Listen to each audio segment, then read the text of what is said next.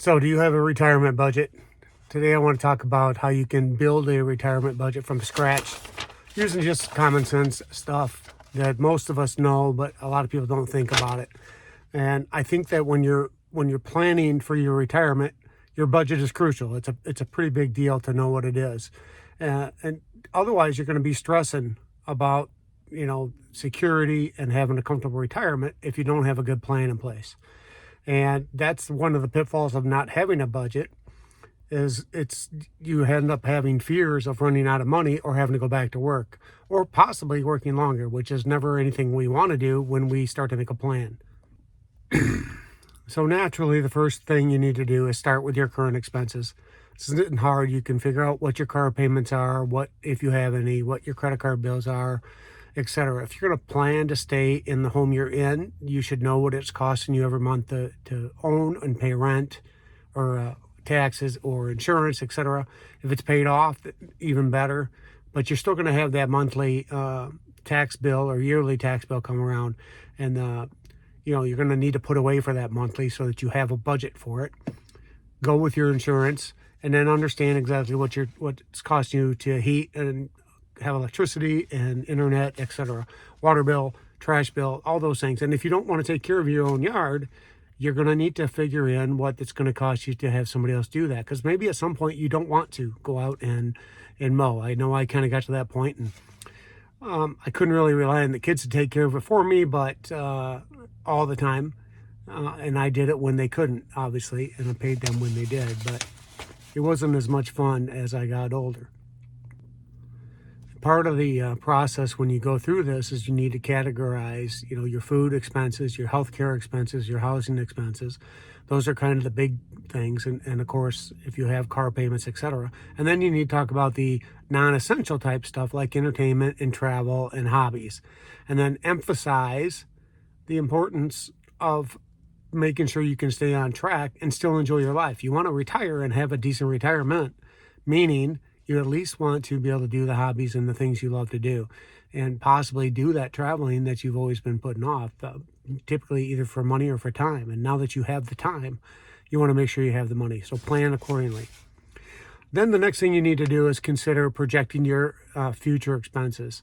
If I stay in this property, what is it going to cost me? If I move, what's it going to cost me to move? If I pay rent, is my rent going to go up incrementally like property taxes do, etc.?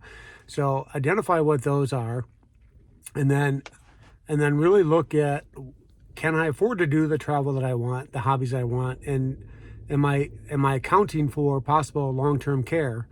Because medical expenses is one of the biggest appreciated and underestimated costs that people run into when they're retired. And those kinds of expenses can cost you a lot of money, cost you your budget, cost you your retirement in a lot of ways.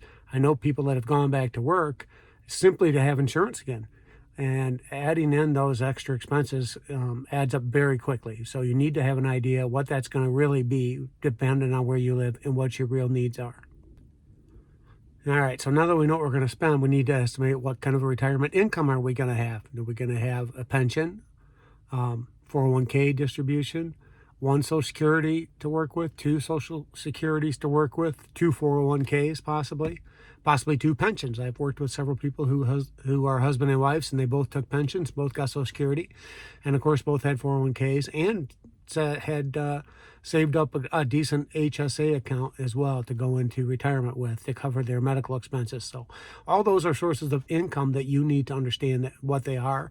And then it comes down to, can I sustain the lifestyle that I've budgeted myself for based on the income sources I have to work with? And how long will that last? And I would at least try to plan for 25, 30 years, because obviously we all want a long, healthy retirement. And you can count on some of your expenses to go away a little bit as you get older. You're not going to be able to do as much. And you can also need to figure on inflation is going to eat up part of that money.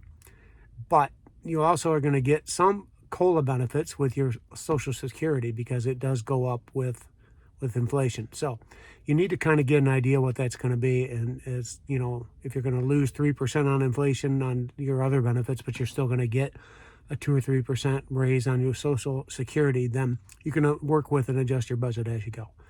And then I would also emphasize that you do the best you can to diversify your strategies and your financial opportunities, and of course go to a certified financial planner to do that. I am not a financial planner. I don't know your situation, your money, or your budget. Go to somebody who is an expert and let them help you find the right budget for you. Because I can tell you, outlining what these steps are, having a dedicated retirement budget, knowing your costs and your expenses will save you loads and loads of hassles. I've heard more people complain about they didn't count for this and didn't count for that. And people I've talked to that have retired from different job situations. So know your numbers. That's my biggest takeaway. Every one of these videos pretty much is know what your numbers are, what your lifestyle is going to be, and what your budget's going to be, and make sure you can live within it. All right, thanks for watching today. Appreciate a like if you like the video. Give me a follow if you're not a subscriber, and leave a comment. I try to get back to as many as I can. I do have a full-time job, so sometimes it's a lot and sometimes it's not a lot, but I do appreciate the comments either way. Thanks again. See you next time.